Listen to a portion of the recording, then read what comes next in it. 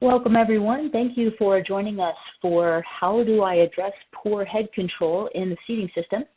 My name is Michelle Lange. I'm an occupational therapist in the Denver, Colorado area. I've been working in assistive technology for a lot of years now, and one of the areas that I focus on is wheelchair seating and mobility. And I find that a very problematic area for many of us, even when we've pulled every rabbit out of the hat that we can in terms of wheelchair seating, is that residual head position. And that's what we'll be addressing here today. So we're going to talk specifically about positioning assessment. How do we assess the client's overall positioning in order to optimize their head position? We're going to talk about some of the common challenges that we see with the position of the head, talking about what might cause that, and then trying out suggested strategies, keeping in mind what our goal is. Our goal is not just an upright head for the sake of an upright head, but the goals around that, why it's important for us to have an upright head, the important connection between our head position and vision, swallowing, breathing, etc.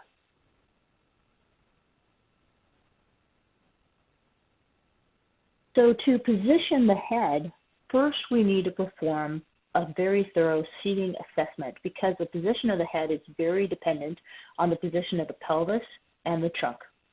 If our pelvis and trunk are in a poor position, for example, a posterior pelvic tilt with our hip tilted rearward, or a kyphosis with a forward flexion of our trunk, then our head is going to be in a poor position. And to keep the head upright, our clients will often be hyperextended at the neck.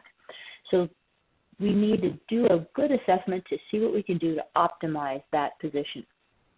The seat to back angle and the position of the entire seat in space, the tilt of the seating system allows the client to balance their head as much as possible.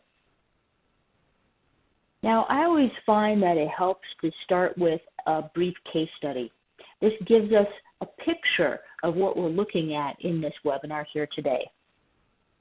This is Kian, and he is sitting in a rather generic activity chair, and his positioning isn't looking too good. I asked the team, why is he in this activity chair instead of his costly customized seating system across the room? And they said, because he looks better in this system. That is not what I ever want to hear. I knew we needed to address his wheelchair seating as well. But in here we can see that he has, do you get my little arrow here? He has a posterior pelvic tilt, a lot of flexion going on in his trunk, and as a result, he's hyperextending his neck in order to rest against this head support. If you look from the side, he looks like he's trying just to keep from falling out of this chair. It's obviously not very stable for him. He not only is hyperextending, but his mom was giving him water during this, and he was actively choking. Here we position Kian in his own wheelchair seating system. Now, we have done some stuff already at this point. We have positioned his pelvis in a neutral place. We have adjusted his current headrest a little bit, but he's still not in a very good position. He's got this hyperextension here at the neck. So the question is, what do we do? What can we do to improve Kian's posture? Again, knowing that we've already gotten his pelvis in a neutral spot, we've already adjusted the headrest, what do we do? Well, what we need to do for Kian is simply tighten up his shoulder straps. A lot of seating really comes down to force and counterforce. He needed the force, the support of a head support behind his head. But in order for him to be positioned against this head support without hyperextension, he also needs counterforce at his anterior trunk, chest. By the way, this is Mom's hand here. She is not holding his head up. She was brushing some hair out of his face. It was just poor timing there. This aligned position helps reduce the hyperextension, and of course, as a result, is improving his vision. Now he can look more straight ahead, breathing and swallowing. And just one more time to compare these two. So in this case, Kian didn't need a new head support. And even though we adjusted it some, it certainly didn't correct this hyperextension. We had to also look at his entire positioning. We had to put his pelvis in a neutral spot, make sure the pelvic belt was at an appropriate angle, and then tighten this down. The reason the team hadn't tightened it down is, unfortunately, a lot of folks sometimes on a team might be under the impression that by tightening these various components that it causes pain for the client. This did not cause any pain for Kian whatsoever, and it did allow him to keep his head aligned, to keep his vision going forward instead of up towards the ceiling. It was a much better posture for him. All right, so with that context in mind, and I'm sure you know some clients like Kian, let's keep in mind a few things that we need to consider during an assessment. First, we're going to review our anatomy a little bit. The posterior portion of our skull is called the occiput, and this is usually where the head support is right behind this area of the skull. But we have some inferior, underneath contact areas as well. That includes the suboccipital shelf and the jaw. The suboccipital shelf, if you want to check that out, you can take your hand and cup the back of your skull, the base of your skull. It's right where your skull meets the neck. And each of us have a unique shape here, depending on our anatomy. It can vary person to person, but this can be a place where we can actually let the client wait there a little bit, and it can be used to help prevent hyperextension. Anteriorly, we have the forehead where we can contact, and laterally we have the sides of the skull, the cheeks, and the jaw. So again, the occipital support goes behind the occiput, but just simply placing a flat support here is not going to prevent the client from falling forward or slumping into a hyperextended position, just like with Kian. By placing something suboccipitally, we might be able to provide a little bit of postural support, not just a surface to rest against. This can help a client keep their head up. Also, it can reduce neck hyperextension for some clients. Lateral support is most often placed at the side of the head. That can limit both lateral flexion, that's like putting your ear to your shoulder, as well as rotation.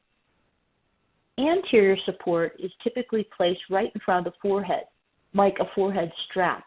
This is only in clients where nothing else works and we really have to look at anterior options, and we'll review some of those towards the end of our presentation today.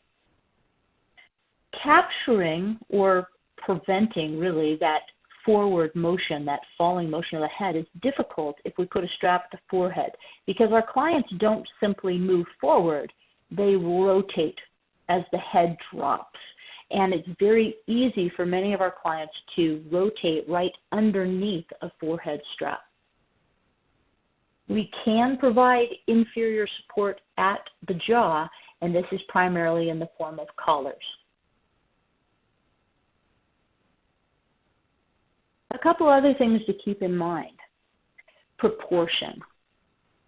A newborn's head is a quarter of their body length. They're very top heavy. It's harder for a newborn to keep their head upright. Of course, they don't have that control yet, but even for a younger child, this takes quite a bit of work. Where as we get older, this proportion changes all the way through adulthood, where our head is about a seventh of our body length. Why is this important? Well, we do need to keep in mind that for some of our clients, those younger kids are going to be more top heavy, and that's going to impact their head control. And that younger kids may still require an adult size head support. There are some pediatric head supports out there. I rarely recommend them because even my fairly young clients already have a head that's well on its way to adult size.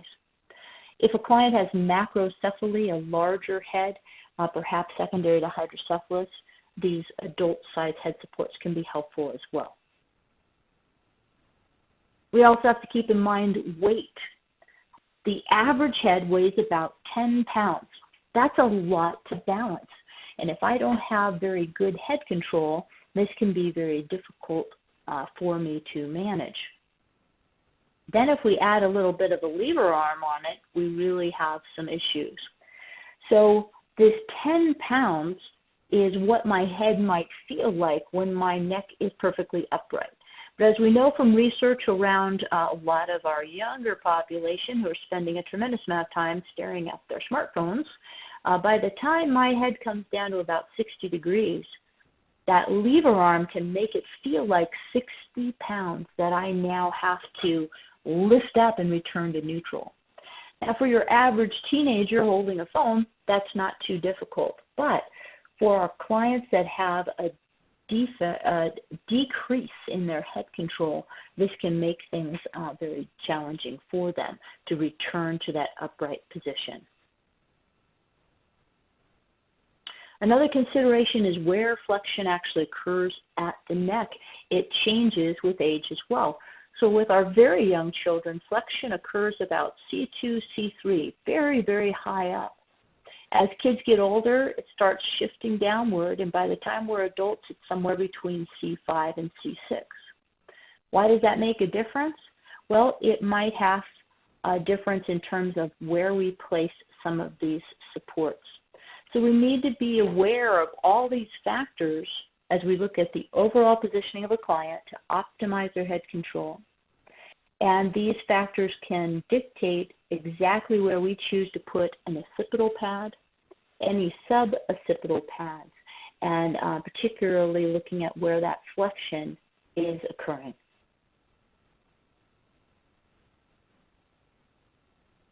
It's very important whenever we're looking at positioning to look at causes, not just jump to solutions. So what is causing the issue for a client? Well, it could be a number of things, but in general, people who have decreased or really no head control have decreased neck strength. This client might have strength in other places of their body or tone in other areas of their body, but not so much at the neck. Specifically, possible causes of a suboptimal head position could include hyperextension of the neck. Sometimes this is in compensation for poor trunk control. So if the client doesn't have enough trunk support to give them the stability that they need, they might try to keep their trunk upright by throwing their head rearward. So it's important to know what the cause is so we choose the right solution. Some of our clients actively pull forward. This can be very difficult. These clients, it's very important to assess why this client feels obligated to keep their head forward. And we'll look at a brief case example of that in a minute. Some of our clients have a specific visual impairment, either cortical visual impairment or a vertical midline shift that can be impacting their head position. And then finally, the client might be attempting to optimize their swallow or even breathing by assuming a certain head position. We need to really analyze this before we start changing things.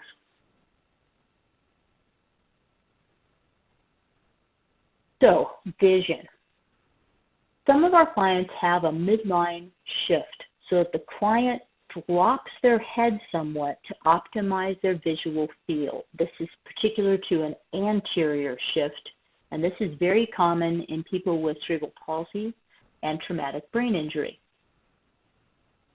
It's important that these clients see a specialist, and I've listed here where you can try to find someone in your area if you're not already aware of these folks. Often a pair of glasses can be prescribed that have a special prism in them that shifts the vision back to midline.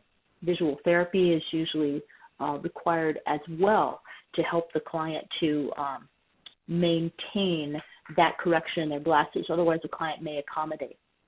These clients tend to present with their head forward, but not simply hanging forward, not necessarily pulling forward actively. They just have their head forward of midline, not really midline, forward of perfectly upright, and then they just hang out there. That's the position they're trying to find to optimize their vision. If you see that and you suspect a visual issue, I would encourage you to refer. Now, this young lady here was a very interesting case. She obviously has significant forward flexion of her neck. And the team where she lives, in a residential facility in Delaware actually, had tried many, many head supports back here. It didn't matter what they put back here because she was never anywhere near it. This was the position she was in all the time. Well, you can see she's got a big old towel here.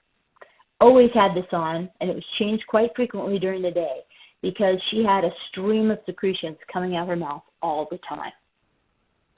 So I took her out of the chair, sat behind her on a mat table, and leaned her back against me and kept moving back and back and back until I felt her head start to approach an upright position.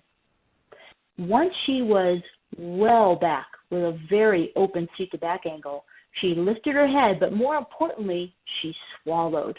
I could hear her swallow, you could see it, and she could manage her secretions. But when she was further upright, she could not actively swallow her secretions, at least not in a way that felt safe to her, and so she would drop her head to clear her mouth. She's really a very smart young lady. She doesn't want to drown in saliva. She knows she needs to clear that, and so this is her strategy.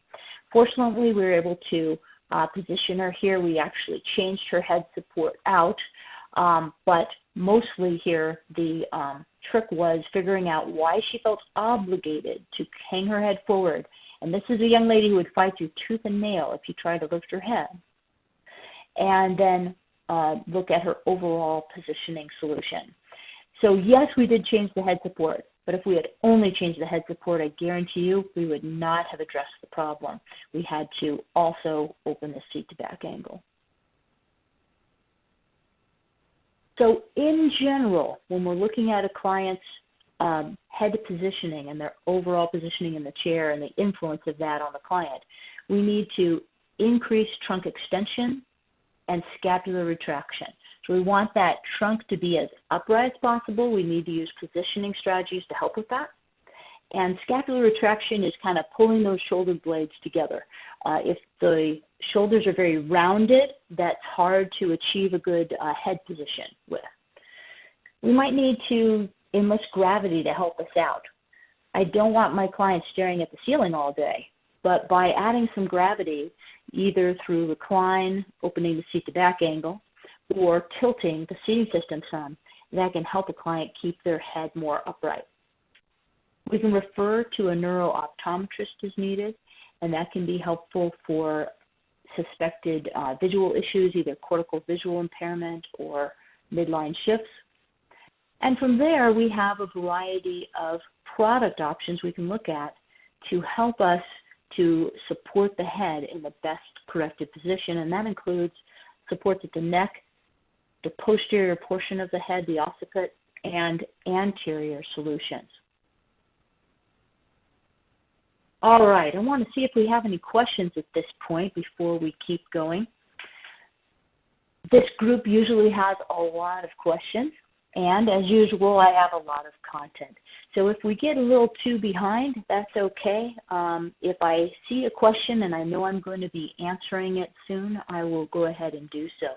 I will, as we get to that content. Susan, I see your hand is raised. If you can type something in the chat box, that would be great. We don't have a way of taking questions through like a phone line. So feel free to type those questions in. I will answer them as we go along, and we will have time at the end to answer questions as well. All right, so while people are typing those in, don't freak out. You have time to type them in. We're going to go through a number of available head supports that are on the market. There are many companies that offer head supports. I'm not going to go through every one that's out there, but a lot of them we will address here. And hopefully you'll see some trends in the designs of these head supports. There's no best head support out there any more than there is a best cushion or back. Each of our clients is unique and needs unique product features. But it's very important, no matter what your role is on the team, to be aware of some of those features, aware of some strategies that can help our various clients. All right, before we jump into our tour, I'll answer a couple questions here. Susan has asked, was that girl able to eat better in the new position? You know, I am not 100% sure. I think she did eat orally. Not all of my clients do. I'm assuming she could eat better, but I do not recall specifically. And Becky has asked, do you find posterior support behind the head can increase trunk tonal extension? That's a good question. For some clients, contact at the occiput can trigger some reflexive responses, and that can lead to increased tone. There is one main head support that's designed to spare the occiput just for that reason, and we'll get to that in a little bit. Thanks. All right, so looking here at AEL. AEL is Adaptive Equipment Labs, and they have this rather generic shaped support here called soft. Now I want you to take a look at this because most of the manufacturers have something very similar in shape to this. What's key about this head support is it has a fairly generic contour. It's designed to encourage someone to stay somewhat in the middle of the head support. It also is very cushy. It has a lot of padding in it. And it's because for some of our clients, if they spend a lot of time tilted or reclined, the back of the head becomes a weight-bearing surface. And it's important that that surface manages that pressure well, so that the client doesn't have discomfort or even a pressure injury. So that's why some of these have this shape and are very, very cushy, as opposed to the one next to it, which is much, much thinner. Fine for someone who's really not going to be spending a lot of time bearing weight against it. And finally, we have this tripod. There's hinges on the side. I want you to look at this shape too. This is a shape that's often employed by some of these manufacturers. The reason for this shape is, as opposed to something that's as large as the posterior pad, it's more contoured. It's not as bulky by the side of someone's face. It could be rather annoying to have some big old clunky thing next to my face. But also this curve here helps spare the ears and the eyes. Some head supports, as the client turns their head side to side, such as this soft one, the ear will fold, and the back of the ear, where we primarily have cartilage, is very vulnerable to pressure. And if there's an injury there, it's very difficult to heal. So this is designed so the client can turn their head back and forth without, hopefully, without those ears folding over. Also, this contour allows a better peripheral visual field for the client. It doesn't block vision as much. These head supports are from Autobach. Autobach has recently come under the Permobile umbrella and is part of the new tech seating line. At this point, this is very, very new. I'm not sure if they will hang on to all of these head supports, but for now, each of these are available through Permobile. They have a variety of shapes. You can see that some of them include hinges to bring in a rather generic lateral support. Some of these have a bit of a divot at the area where this arrow is. The idea of that divot is to provide a rather generic support to the suboccipital shelf. And you'll find that on a number of these head supports. This is their X-style head support, and you can actually bend the soft aluminum underneath to better contour someone's head. It's designed to look somewhat like our hand, because we all have clients where I can slip my hand behind their head and support it well. And many clinicians will tell these manufacturers, I need something that does what my hand does. So in an attempt to do so, they've created this. Now, it's not dynamic like our hands are, but it has a nice, unique shape. Delph has quite a line of head supports as well, and there's a number of them here. So here is their Comfort Plus, again, that generic shape with very soft foam. There's a hinge version to bring in some generic lateral support.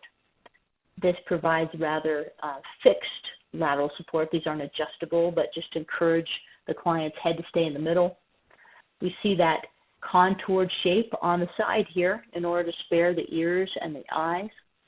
And on any of their head supports, we can add these bars. This is their swing away assembly, and add on lateral pads or even switches on the side.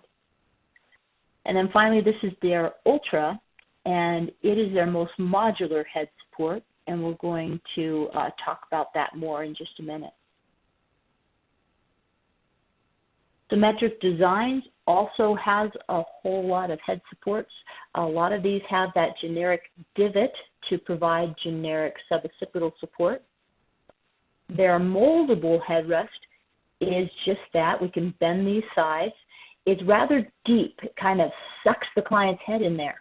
So it doesn't allow a lot of movement side to side of the head, but for a client who requires a great deal of head support, this can be helpful at times. And this is their Savant. The Savant headrest is a very nice head support.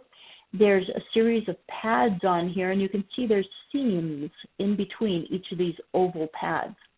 Everywhere there's a seam, you can bend the head support to match the shape of your client's head. The challenge with this is it's really designed for people with muscle weakness. If I use this with someone who has high tone, they will bend this for me, and that can be a problem. So I don't use this with people who have, say, cerebral palsy or traumatic brain injury. You can see there's a buckle here because this also includes a forehead strap if the client requires that. We'll look at that a little more when we get to anterior support. And then finally, we have the Whitmyer head supports. These have been around for a long time, and they are available through Sunrise Medical. They have a variety of shapes as well, including this one that has a single suboccipital, and this one that has two separate suboccipital pads. Some people say this looks kind of like a mustache. I used these a lot before the Stealth head supports came out. I had quite a bit of difficulty getting either of these in just the right relationship for my client. And we'll look at some hardware here in a minute and why that adjustment is so important. But everyone has a different shaped head. And it's very important that the hardware allows to change the distance between the occipital support and the suboccipital support. The suboccipital sometimes has to come in a ways from the occipital, and it's important the hardware allow that, and these don't have quite as much adjustability as the Stealth headrest, and so I don't use them as much. And this is called the Heads Up. It's similar to another head support from Stealth that we'll look at in a minute called the Eye to Eye.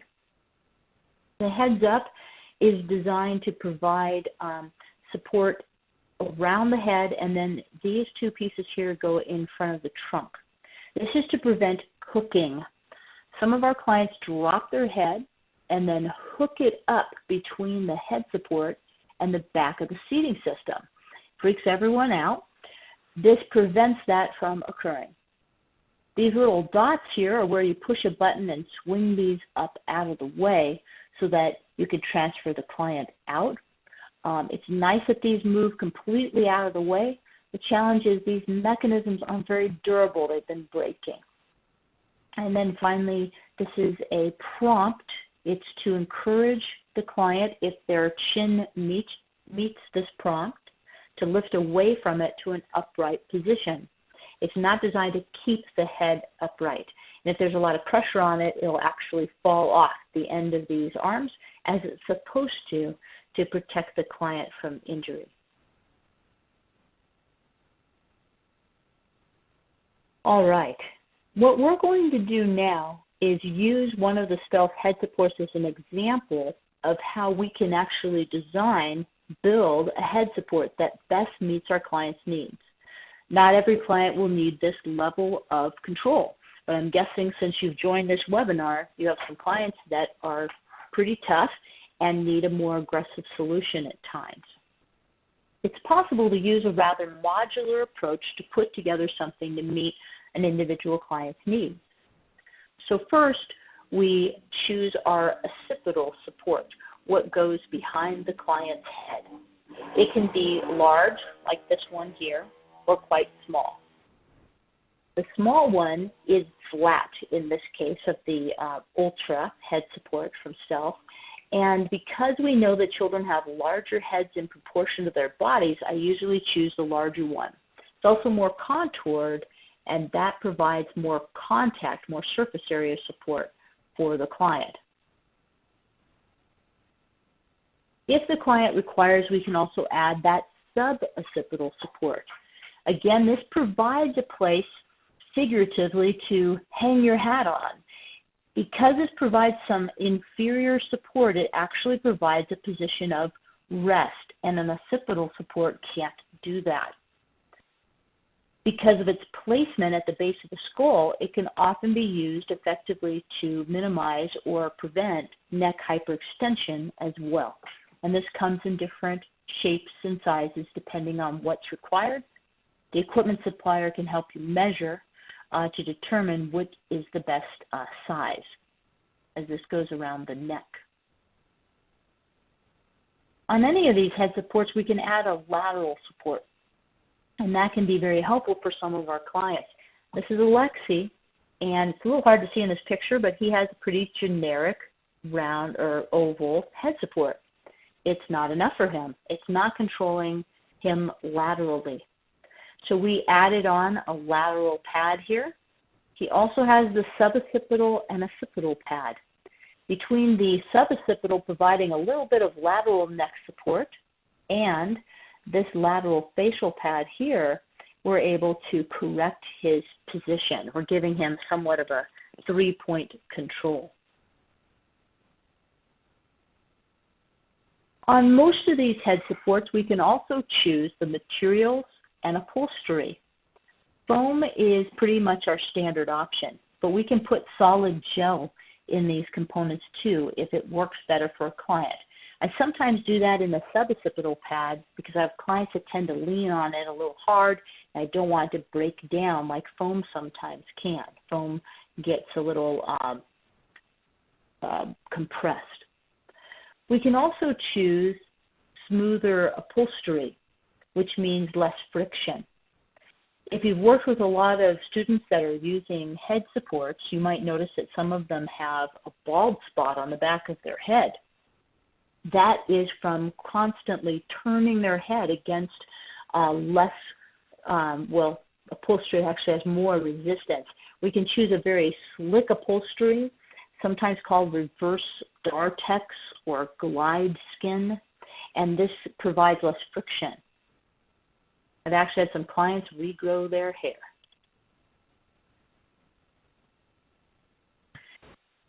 We can also look at how this is all mounted in terms of hardware.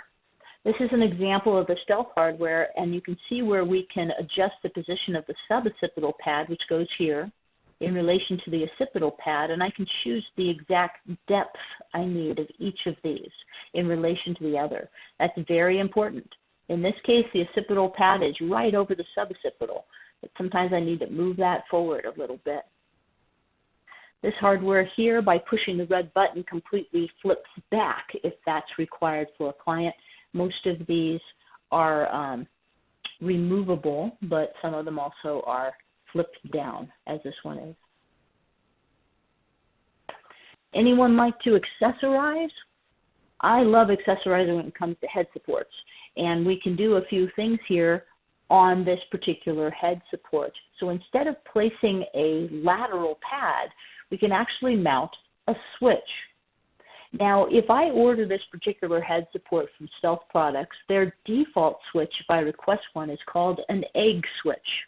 Egg switches are bright and shiny, and they come in a lot of different colors, but they're rather difficult to push. They require a lot of force, and their click isn't very loud. And so Stealth offers a mounting plate for the AbleNet spec switch. And I put the product number here because it's hard to find sometimes on their website, or you can provide that information to the supplier. But that way I can directly attach the spec switch onto this lateral bar. There's a ball joint here and here.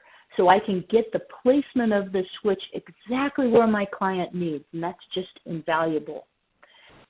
Another option is, instead of this rigid bar, they also offer a fairly stiff gooseneck, and you can attach to that this microlight switch. It's a little more sensitive than the spec switch. Both of them have a nice crisp click for the clients for feedback. This can also be mounted off of the headrest on these swing-away bars. To give you an idea of how that works, well, let's look at this first, and I'm going to show you a little video of one of my clients using this. This is Spencer, and Spencer has both the lateral pad and a switch. What happened is, when we just had this switch out here for Spencer, he was sometimes having a little trouble finding it, or he would accidentally bounce off of it, hitting it more than once when he didn't intend to. By allowing him to stabilize against this lateral pad, he could pivot his head off of it to hit this switch, and it increased his stability and hence his accuracy. So it worked really well for him. I want to show you a brief video of a very young man I work with who is using a spec switch mounted to this head support. And he uses this to, where's play? There we go. He uses this to access his communication device. Good job, Maddox. Might have an extra. Hi, and But you still have the back, right? You can see him hitting those switches and using, well, the one switch on the side of his head mounted to that head support. Now, not only can you replace one of these lateral pads with a switch, but you can also have a speaker embedded into the foam. Why would we do that? Well, speakers are fun. Our clients are often plugged into all sorts of things, but specifically, if a client's using a communication device and is using auditory scanning, where they are relying on those auditory cues to help them make a selection, perhaps they can't see the display well, they can hear those cues privately. That allows the client to only speak aloud what they actually want to say, and their communication partners aren't trying to engage in the cues themselves. This is Hannah, and you can see she has a rather poor head position. She's really leaning to the side. Her head's propped on her chest. You can see here that she's also using oxygen, and I'm guessing that this head position is not really helping. Now, there are times where I literally will take someone's pulse ox and compare once we correct their head position. I didn't happen to have one with me here today. And with her being on oxygen, chances are she was well oxygenated. But certainly her breathing was improved once we changed her head support. So again, she had a rather standard oval head support, but it wasn't enough to counter this position. So this is Hannah with that suboccipital pad and lateral supports added. Let's take a look from one side. This is the side she was propped on. So her head was resting on her chest here. Now you can see that we have a lateral pad here on the right side of her head. She also is getting some lateral support from the suboccipital pad.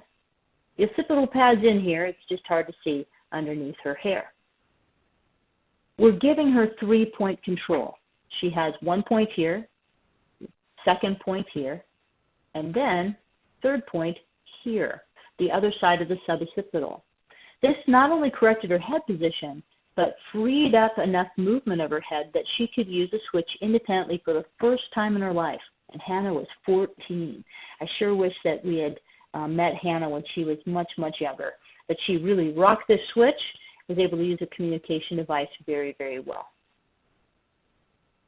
So again, If we compare these two postures, we have much improved visual gaze, impact on swallow and breathing. We can just assume it has got to be much, much better. She can now look ahead at her actual device. I didn't change anything in Hannah's overall positioning. Her positioning actually was very good. She's in a molded seating system, and everything was just great. But this head support, albeit fine for many of our clients, was inadequate for Hannah, and she needed more. I alluded to this earlier, but this is the eye-to-eye head support from Stealth Products, and it is used for a variety of reasons. One of them, that was a question earlier, is that this provides a tremendous amount of support at the neck and suboccipital area, and there's no contact with the occiput at all unless we add an occipital pad. That works well for clients who extend when they have contact with that area, and that does happen with some of our clients. It also encourages clients to stay in a midline position because of this tremendous amount of lateral support, and it prevents those clients from hooking underneath the head support and jamming their head in between the head support and the top of the back. It also minimizes neck hyperextension depending on how tall it is here. This is a very customizable product. It's very important that you work closely with the supplier or the seating team to specify the best design for an individual client. If this is too thin, the client might be able to hyperextend over it. Roger, I see your question there. You should be able to see my slides and see them changing. So I hope that you can see them. If you can just type something in the chat box to let us know if you can see those slides. This is Christopher. Christopher has a similar position as Hannah. He's propped on the side of his chest. Now, this was during an IEP, and the team was talking about math and stuff, and I was kind of bored, but I was very distracted by Christopher's head position. So I slipped out of the building, went to my car, and pulled the eye-to-eye out of my trunk, where I have a lot of stuff hidden away, and I just slipped this right on and sat back down. Well, it took a while, but people around the table started realizing that Christopher's head was up, that he was looking at them, and he was smiling. They asked, "What did you do?" I said, "I just slipped on a different head support." Again, he has this rather standard oval, and that was not meeting his needs. He needed more support. Now, the eye-to-eye happened to work well for Christopher. It didn't work well for Hannah. The Ultra, with the separate suboccipital and occipital and lateral pads, worked better for her. So often we need to try each of these various supports to see which will best meet an individual's needs. This is Jesse, and he has an eye-to-eye, but somebody, I'm not sure who, has an Allen wrench and keeps playing with the position of this because I've changed this several times. So over here, I have corrected the position. You can see that he's able to look straight ahead. But when I went out to the school this day, even though the last time I saw Jesse, he was upright, his eyes are looking towards the ceiling somewhere. This had been moved. Now, this is a challenge. I have clients where it takes a lot to figure out exactly where to put their head support, and I have to encourage people around this client to please, please not adjust the head support, because it really can impact things. And in Jesse's case, it impacted his communication because he uses eye gaze. So the school contacted me not because he was hyperextended, but because he could no longer use his eye gaze system. They thought maybe he needed a new access method or maybe a new communication device. Well, he didn't need either of them. He just needed a set of Allen wrenches and a good eye to make sure he was aligned, and then he did just fine with his communication device. So again, really important when we're doing an evaluation to just use common sense, take a step back, just think things through. I swear it looks like I'm not doing anything a lot of the time when I'm with my clients, but it's important to analyze the situation so that we don't jump to the wrong conclusion. I would have been doing Jesse a disservice if I started trying to find where we could put a switch on his body. He could use eye gaze just fine. but only if its head was aligned. All right, I'm going to take a breath here and see if we have some more questions before we get to our next section here. And see a few comments on here about some recording issues, but see if we have any questions about head supports. And what I'm going to do, because I know people are typing, oh, there we go. Can you easily remove the eye to eye and put it back for non-professionals when you need to transfer the client? You know, the eye to eye, I'm going to go back to that slide, is a little tricky. There is a version where the side pieces do pivot outward, but not completely. And so this does have to flip it back. In general, what works is if you lean the client forward as you are lifting this away, it is easier. And if you have the client lean forward when you're putting the eye to eye on, and you bring the client back as you bring the eye to eye forward, that works very well. I actually have a video that I created of how to get someone in and out of a seating system with the eye to eye. And if you go to, I think it's on YouTube actually, I don't know how it got there, but if you look up stealth eye to eye on YouTube, you might be able to find that there.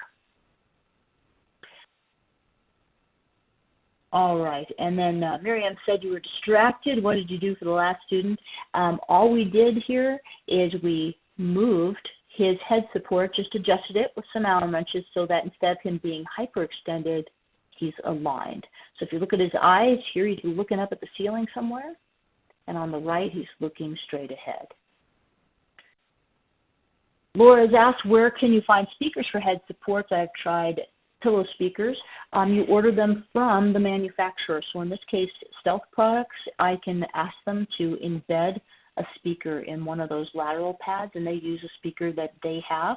I haven't had very good luck with speakers I can find on the market because they're a little too far away from someone's ear, and they have to have adequate volume. You can turn up the volume on the communication device, but it's not always adequate. And then Susan has asked, I find it difficult to keep head supports correctly positioned. They are forever out of adjustment, needing constant tightening and adjustment. Thank you for that wonderful segue, because we're going to talk about dynamic options.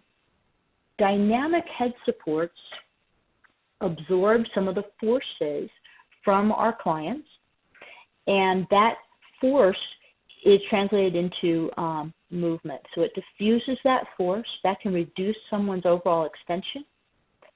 It can help the client tolerate their seating system.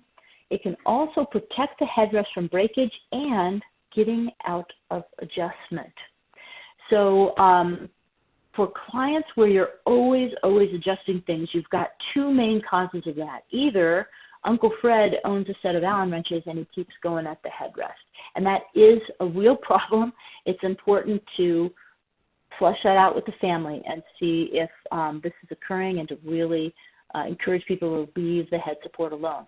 But sometimes it's because our clients are using so much force that they're literally breaking their headrest off of the seating system. Those clients are very capable of moving components of their head support. So it's easy to throw the head support under the bus and say, oh, that head support, it won't maintain its position. But again, for clients that can snap hardware, there is no headrest that is strong enough for those clients. What the best solution is to actually absorb those forces. So there are a couple of these out there. I'll show you this video here to give you an example. This is from Miller's. Oh, and it's very brief. Let's play that again.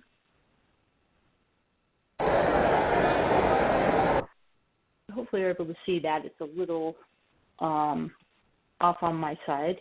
But there's a spring here, and it's shrouded. The shroud is pushed back at the moment to protect someone's hair. As the client pushes, this absorbs the force.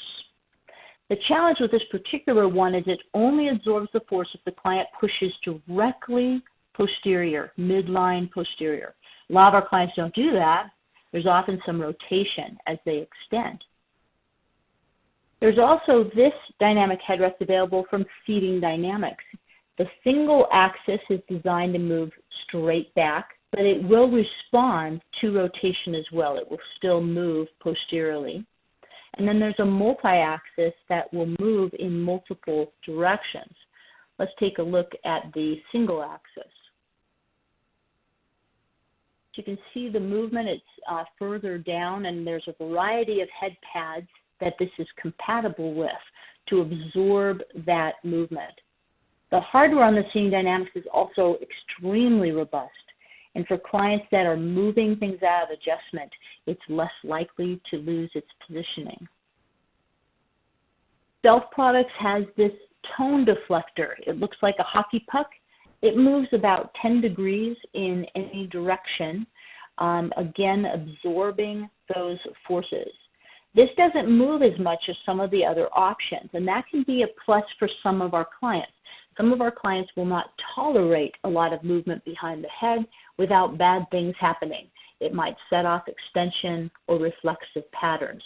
So this will protect the hardware, absorb some force, but not move too far.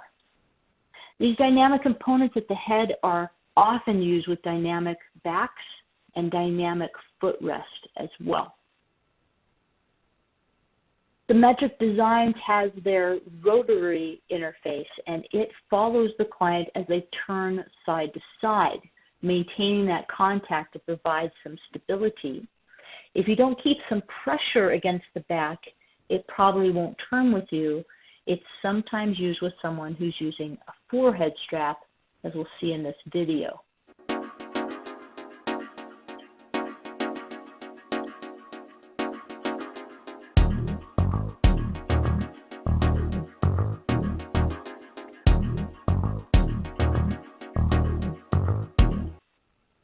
That gives you an idea, a very quick tour of some of the dynamic options that are available at the head. Becky has asked, would you use a dynamic option with a dynamic chair as well, like the R82X Panda? Yeah, just what I said, a lot of times I combine this with a dynamic back and dynamic footrest. The Panda, of course, is an adaptive seat. It will work on a stroller base. It won't work on a wheelchair base, so it just depends what seating system someone is already using. But yeah, combine these a lot. If you have any more questions about dynamic head supports or anything else, feel free to type those in. I'm going to press on because I'm just a little behind and I want to be sensitive to our time, but I am very willing for those who are able to stay after the time of our webinar for any questions that people have. Now, it is possible to look at anterior options as well. This is not an easy conversation to have with people. It's not very fun to tell a young mom or dad that you want to strap their child's head to a head support. We don't want to jump to these options lightly. We want to try everything else we possibly can. But there are some clients we work with who have such profound weakness or lack of control that more support is required than we can otherwise provide up to this point. If we're using any type of forehead strap or collar, it can be very controversial as to whether to use this during transportation. There are no regulations about this at this time, even though there are a great deal of regulations about transporting people who use wheelchairs in transport. They do not specifically address the head. What is commonly recommended by these groups, though, is that a soft collar is safest to use in transport, and that any collar that is used should never be attached to the seating system during transport. It's very important if any anterior head support's used that there's anterior trunk support as well, but I do not use forehead straps during transportation. So with that said, we can support the client at the forehead, under the jaw, or even from above the head. Some things to keep in mind. These are clients with profoundly impaired head control. But if this client has even just a little bit of head control and we strap them at the forehead, they're going to lose the head control that they have. That's something that's important for caregivers to be aware of.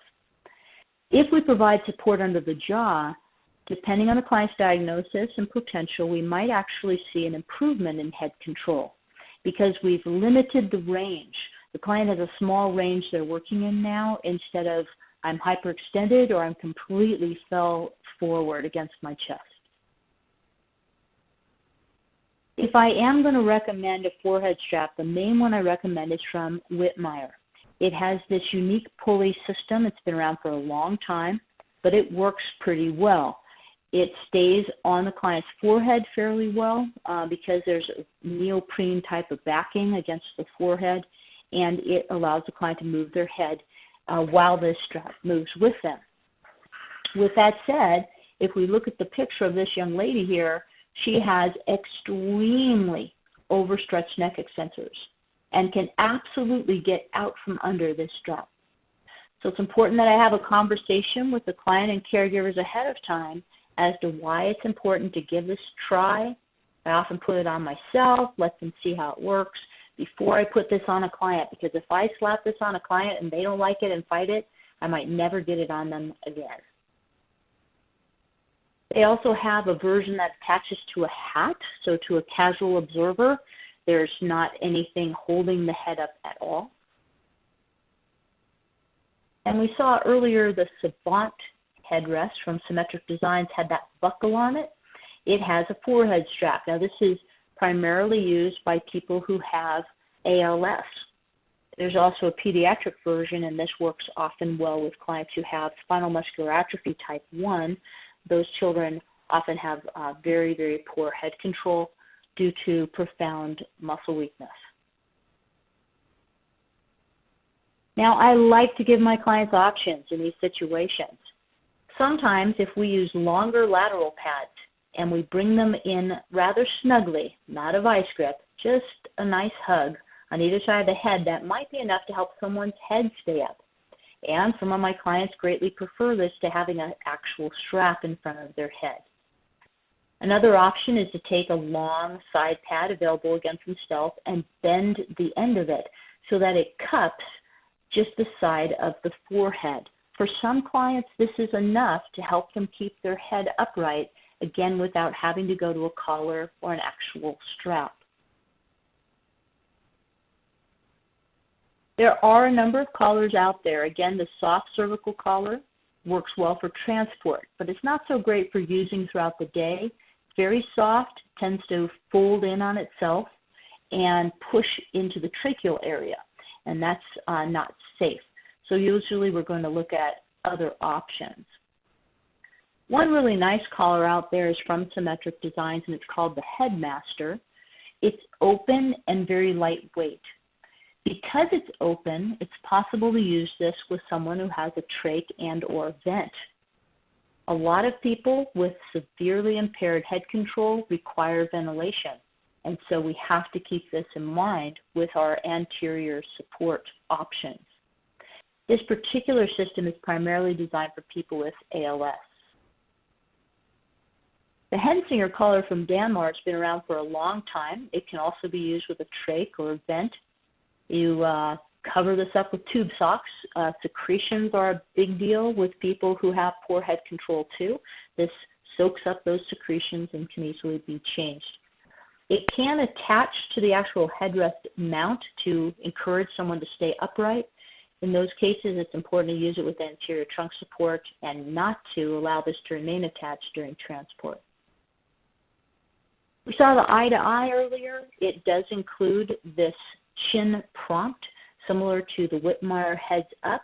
It's just a prompt. The client's chin contacts this. Hopefully it prompts them to lift their head away from it. It does not function as a collar.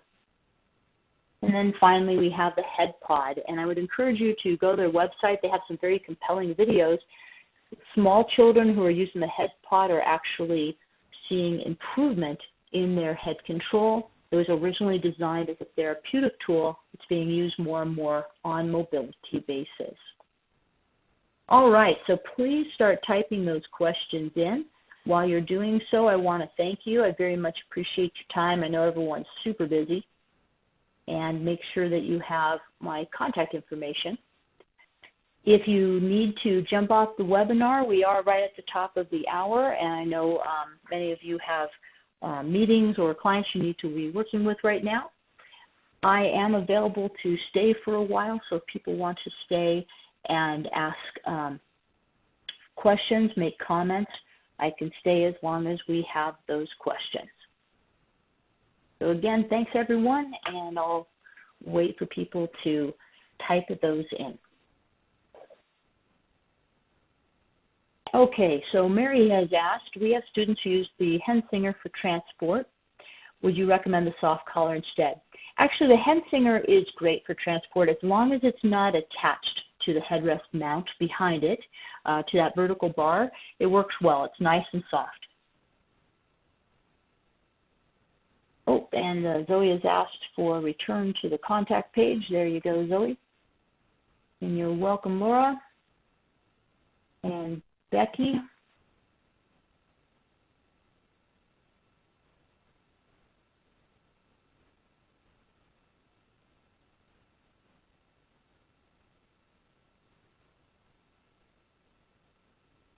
Sounds like a couple of you have had some difficulties with the recording here today. I'm sorry for that, and it will be available tomorrow through ABDA University. You can watch the recording. There is 2 parts that were provided before this, and some additional webinars throughout the year that I'll be presenting, and those are all listed on ABDA University. You can see which ones we've already recorded and which ones are coming up.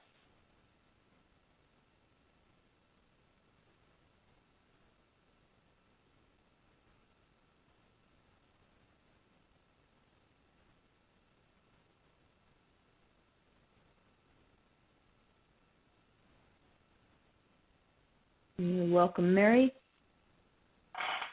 Again, any questions or comments? I'm wide open to that. I know it can be very challenging for some of our difficult clients to address head positioning. You might have a difficult case where you're not sure how to proceed, and it might be an awful lot to type in. If you're not involved directly in the seating and mobility evaluation, I'd recommend that you find who is in your area, who can do that complex evaluation, who has the actual equipment and can address the overall positioning for the client, and refer that client, because if they're not referred, this situation may not be fixed. So very important. And Miriam says they just got a head pod to try with a student. That's great.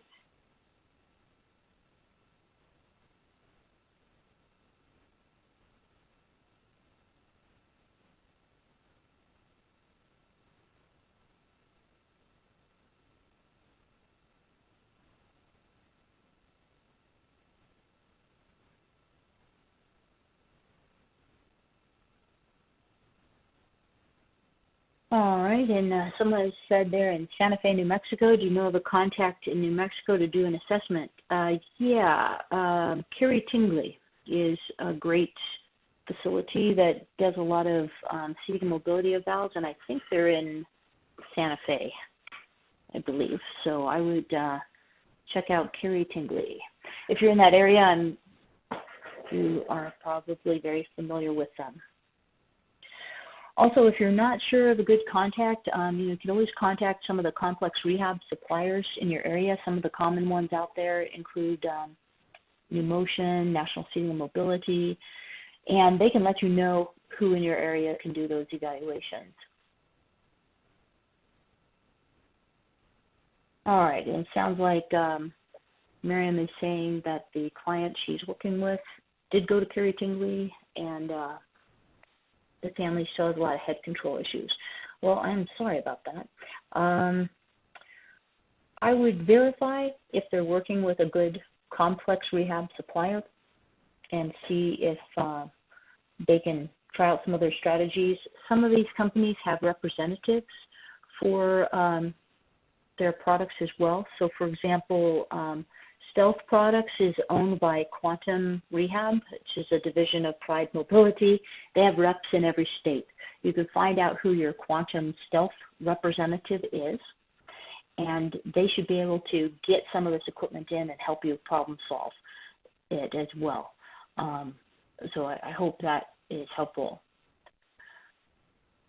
And Mary has mentioned one easy trick we have tried lately is to use a towel roll secured with a rubber band as a trial for a hen singer. That's a great way of mocking up a hen singer. We are seeing nice results, and the towels are well received in the classroom and at home. That's great. You know, whenever we can mock up some of this and try it out, that's fantastic. Some of these companies, it's easier to get demonstration equipment than others. Like I said, some of them have representatives, some do not. Sometimes the suppliers have some equipment they can try, or a clinic might have equipment you can try as well. One of the things I love about the eye-to-eye headrest is it was the brainchild of a desperate therapist. Leslie Fitzsimmons in New Jersey had a lot of clients that had very poor head positions no matter what she tried. So she grabbed some towels and duct tape and everything she could find, foam, and mocked up what eventually became the eye-to-eye, which actually has a similar shape to the hen singer, until she found something that worked for her clients. And she eventually approached Stealth Products, and they agreed to bring it to market, which is great, because we don't hear enough of those stories where these great ideas actually end up in an available product.